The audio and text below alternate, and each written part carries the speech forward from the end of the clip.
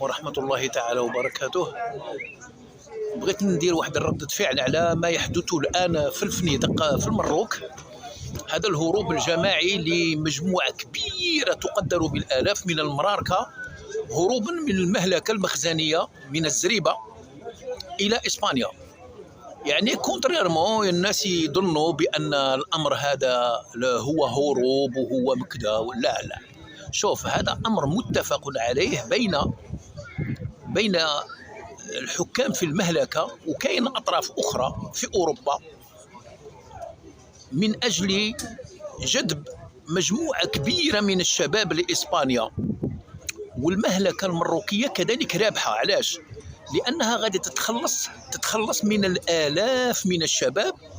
هادو الشباب تتخلص منهم فلا يكونون في المستقبل تحت المسؤولية نتاعها، فإذا لا تكون مجبرة على أنها تفكرهم في مناصب شغل، ولا تفكر لهم في السكن، ولا تفكر لهم في الدراسة، ولا تفكر لهم في العلاج. تخلص منهم، هم أولادها، ولكن تعطيهم الأم أخرى هي إسبانيا. وهذا الأم لن تكون حنونة على هؤلاء الناس. تيقنوا وافهموا بأن ما يحدث في الفنيدق الآن هو عبودية جديدة. قديما عندما كانت أوروبا تحتاج إلى الأيدي العاملة بعد النهضة الصناعية، كانت تروح تجيب العبيد من إفريقيا، هي تجيبهم وتديرهم في السفن وتديهم لأوروبا وإلى أمريكا للعمل. أما الآن فهذا العبيد من المجاعة ومن البطالة هم صاروا يأتون إلى أوروبا، هم بنفسهم، ما عليك إلا تفتح لهم البيبان. فإذا هذا ما صار اليوم هو في الحقيقة فتح للأبواب وشيء متفق عليه، لأن الملك نتاعهم الزامل كان تم في الفنيدق، دار الحفلة دار الحفلة، ومنها أعطوا الإشارة. سهل الإشارة، غير تخبر 10-15 واحد، قال خبروا الناس باللي الطريق راهي مفتوحة لسبتة وغيتدخلوا إسبانيا. يدخلوا، وإسبانيا في نفس الوقت إسبانيا ما كان لا شرطي لا دراكي لا جندي والو، ما كان حتى واحد، الطريق خالية، باينة باللي أمر متفق عليه. مفهوم؟ أوروبا تعاني من الشيخوخة، نسبة الشباب قليلة جدا، وحتى الشباب اللي هما في سن الزواج لم يعودوا يتزوجون ولا ينجبون الأطفال. بكري المسيحيين كانت عندهم العقلية والمبادئ تقريبا مثل المبادئ اليهودية والإسلامية. يعني في الثلاث أديان كان الشاب عندما يصل 19 20 21 22 سنة كان يتزوج ويكون أسرة، عندما كانوا مدينين، عندما كانوا يحترمون الديانة تاعهم المسيحية. أما الآن وقد صاروا كلهم تقريبا كل العالم الغربي، أوروبا، أمريكا، كندا، هذا العالم الغربي، كوريا، كأحد البلدان اللي تقول على نفسها متطورة تخلصت من الدين، ما ولتش تؤمن بالله، ما تأمنش بالله، ما كانش آخرة، ما كانش هذه المبادئ اللي عند المسلمين. هو أنك كما احنا نقولوا نكملوا نصف الدين.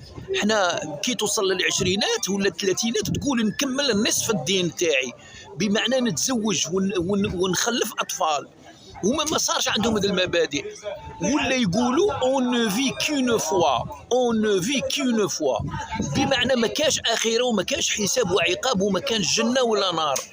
عندما تعيش في الدنيا بروفيتي دو لا في، هما يبغوا يبروفيتو بلانمون دو لا في، يبغي يعيش مليح افون، يدير كاع لي بليزير، ياكل مليح، يحوس، يمارس الجنس، يدير كل شيء، يحوس غير على الحياة الدنيوية، ما يأمنش بالآخرة.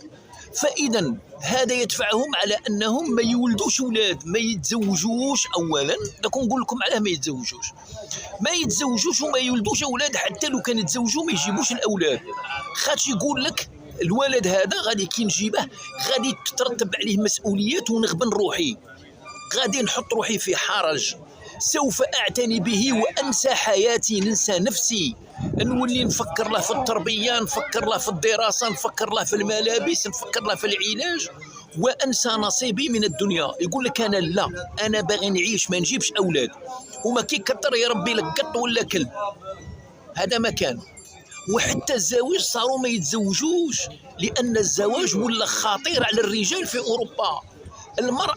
المرأة التفكير اليهودي والتخطيط اليهودي خسر لهم كاع المجتمعات الأوروبية نتاعهم، قنع باللي المجتمع يعطي حرية كبيرة للمرأة، والمرأة يعطيها حقوق أكثر من الرجل. فصار الأوروبي ما يتزوجش، يقول لك لو كان نتزوج هذا المرأة في يوم من الأيام قادرة تطردني من بيتي وتستولي على رزقي وانا نولي عايش في الشارع. يقول لك الأوروبي أنا نخدم 20 سنة من حياتي ولا 15 سنة وندير فيها بيت وندير فيها آتات وندير فيها الآخر، ومن بعد تجي مرأة ودير لي أسباب وتطردني من بيتي وأنا نروح للشارع وهي تبقى في البيت نتاعي، الثمرة تاع الجهد نتاعي. وصرات هذه صرات هذه أحدثت كثيرا. على بالك باللي المرأة في أوروبا أعطوها تالمون الحقوق تا ولت هي تحكم في الرجل ولا الراجل يخاف منها. على بالك وصلوا درجة المرأة قادرة تجيب العشيق نتاعها قدام الزوج، تجيب العشيق نتاعها قدام الزوج وتدخله في حجرة بيت من البيت وتغلق الباب عليها وعليه وتمارس الجنس وراجلها مجمع في الصالون وما يهدرش. لو كان يهدر طرده من البيت باسم الحرية الشخصية وباسم الحرية الجنسية. المجتمعات هذه صارت كي الحيوانات، من جهة متطورة، من جهة مزينة، منها عندهم الورد، عندهم الآخر يعيشوا ملي عندهم سيارات عندهم، ولكن الروابط الاجتماعية نتاعهم والمبادئ نتاع الدين نتاعهم تخلاو عليها، ولوا دنيويين. فبما أنهم شاخوا والمجتمع صار شيخ وما يولدوش الأولاد، إذن هم يحتاجون إلى عمال، يحتاجون إلى عبيد في الحقبة التي نعيشها الآن. بكري العبيد كانوا يجيبوهم من إفريقيا، درك ولوا العبيد هما يجوهم. ففي القضية هذه تاع المروك، هذه العائلة المهلكية، العائلة الملكية اللقيطة اليهودية اللي في قصور المروك غادي تتخلص بعدد كبير من الشباب، تتخلص منهم فما يولوش تحت المسؤولية نتاعها. ما تفكر لهمش في العلاج، ما تفكر لهمش في السكن، ما تفكر لهمش في العمل، مناصب شغل، تخليهم يروحوا لإسبانيا وإسبانيا تتكفل بهم. ولكن في إسبانيا ما تكونش الأم الحانون عليهم، غادي تستعملهم كعبيد، غادي يروحوا يعملوا في الحقول، في المزارع، في بعض المصانع، ويقوموا بأعمال شاقة وفي ساعات طويلة من اليوم بأجر زهيد، بأجر قليل. فهمنا؟ فإذا هادو الناس كي يروحوا بالآلاف غادي يتقلشوا على السكن، على الخدمة، يخدموا أي شيء ويتومروا ويتعبوا جدا، يصيروا مثل العبيد ويقبلوا بأي عمل وبأي ثمن. علاش؟ لأن في إسبانيا وفي أوروبا ما غاديش ياكل لو كان ما يعملش. مفهوم؟ وغادي يزيدوا يديروا لهم تدابير حتى هاد الناس العبيد لن يزعجوا الأوروبيين مرة أخرى. أنا راني عارف شا باغي يديروا لهم. شوفوا الآن الصين غزات العالم بمنتجاتها، سمعوا مليح، الصين غزات العالم بمنتجاتها من كل الأنواع، فهمنا؟ والمنتجات الصناعية كل ما تصنع الصين تبيعه بثمن رخيص. أوروبا ما قدرش تقاوم، أوروبا ما قدرش تقاوم السلع الصينية. الصين هدمت لهم الاقتصاد نتاع أوروبا وتاع أمريكا وكندا وحتى تاع اليابان وكوريا. وراهي الصناعة الصينية تزداد تطورا وتزداد إنتاجا كما وكيفا في كل القطاعات. فإذا هاد العبيد هادو المرار كمثلا ولا العبيد الأفارقة اللي غادي ينتقلوا لإسبانيا وينتشرون في أوروبا، غادي يروحوا حتى لفرنسا ويروحوا لألمانيا ويروحوا لإيطاليا ويروحوا لهولندا ويروحوا. هادو العبيد تاع العصور الحديثة يعملوا بأثمان بخسة، وبهذه الطريقة إسبانيا وأوروبا ككل تولي كومبيتيتيف، معناها المنتجات نتاعها تولي رخيصة وبالتالي تقدر تقاوم السلع الصينية. فهمنا؟ دروك انت هذا المروكي من يخدم بثمن زهيد غادي المنتوج يجي قليل، التكلفة تاع المنتوج تجي قليلة لأن اليد العاملة رخيصة. فهمنا؟ فإذا هما يقدروا ينافسوا المنتوج الصيني. غادي تقول لي والإسبان يصيروا أسياد.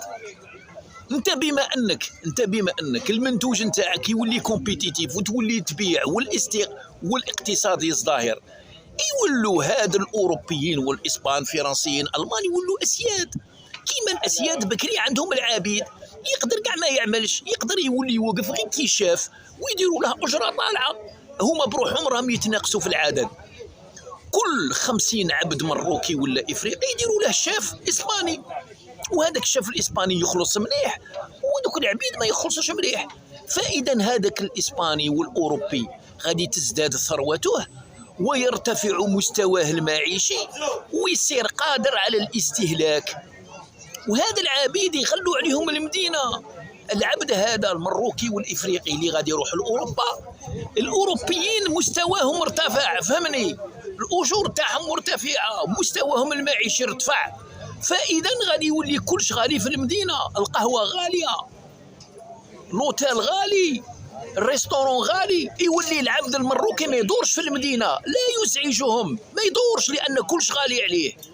شا يديروا له؟ يديروا له البراريك اكواخ غير حدا الحقول وين يعمل، يولي عايش غير من الخلفه الطرفه بروحه، هو يرجع من العمل منهك تعبان، ما يدورش في المدينه، غير تما وينزدح يقارع غير المغرب يرقد باش الصباح يبكر يخدم. عبد يولي عبد، مفهوم؟ يولي يدبر غير على الكاشي تاع لا دروغ ولا الكيف باش ينسى الهموم نتاعه ويرقد والصباح ينوض يخدم، يولي عبد تاع لي طون مودرن. فهمنا؟ فاذا ما تقوليش هذا الهروب تاع المراركه بالالاف ومعهم بعض الافارقه لاسبانيا شيء جاء هكا، شيء سبونطاني، جاءنا هكا شيء جاء غير هاك هروب وصي. لا ما كان لا شرطي لا جندي لا في جهه اسبانيا ولا جهه المروك، بمعنى امر مدبر بان هذا الشيء راه متفق عليه بين المروك واسبانيا واوروبا عموما. خصهم العبيد باش يخدموا وينافسوا الصين. وهذا المروك من يروح بالالف ما يقدرش يتقلش ويقول انا ما نعملش بهذا الثمن الزهيد، لان الا ما عملش هو كاين واحد اخر يعمل وكاين واحد اخر وكاين راهم بالالاف. مفهوم؟ هذا شيء مخطط له. انا ما يحشوها ليش هادو. ربما بعض الناس يقول لك عندك هربوا من هذا، ما هرب، هذا اتفاق. فالمروك رابحه لانها تتخلص من الشباب ما تخمم له لا في المستقبل ولا عمل ولا منصب ولا سكن ولا، وتتكفل به اسبانيا يصير عبدا ياكل بثمن بسيط، ياكل ويشرب ويشرى له كي العبد ولا كي الحيوان، يعمل طيله اليوم من شروق الشمس الى مغربها. هذا العبيد تاع لي طون مودرن. هذا هو بيت القصيد، وهذا ما في الامر. ما تكونكمش اغبياء وتظنوا بانهم كما هربوا، هذا شيء متفق عليه. اذا قولوا لي واش تظنوا كلامي صحيح ولا راني غير نرطل؟ بالك راني غير نشكل، ماذا بكم ما فهموني، بالك راني غلط. بالك راني غلط. عيدوا لي في التعليقات ولادي وتجاوبوا معايا باحترام. انا تاني نتعلم منكم ولادي وخوتي، نتعلم منكم. نعم شحال من واحد والله لا يجيني بمعلومات قيمه، ممكن نكون خاطئ. انا دائما نقول لكم سبحان الذي لا يسهى ولا ينام، وقل لمن يدعي في العلم معرفة عرفت شيئا وغابت عنك أشياء نعرفها وأشياء ما نعرفوش. أنا هذا تفكيري اداني لهذا الأمر على حسب ما كنت نسمع وما كنت نشوف، وانتم ربما توافقوني، ربما تقول لي عمي راك غلط ولا خويا راك غلط. الله يوفقكم والله يقضي حوائجكم والله يشفي مرضاكم، والسلام عليكم ورحمة الله تعالى وبركاته. عاونونا كالعادة بابونمون وبلايك إلا بغيتو، وبارطاجوا لا فيديو إلا عجبكم كلامي، بارطاجوا لا فيديو ربما يستفادوا منها غيركم. السلام عليكم ورحمة الله.